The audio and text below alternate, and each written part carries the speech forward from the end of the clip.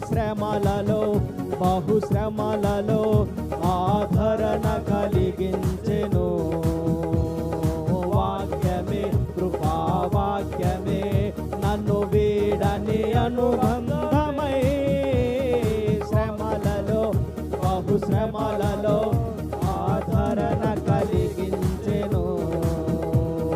వాక్యమే కృపావాక్యమే నన్ను వీడని అనుబంధమై నీ మాటలే జలధారలై సంతృప్తినిచ్చెను. నీ మాటలే ఔషధమై గాయ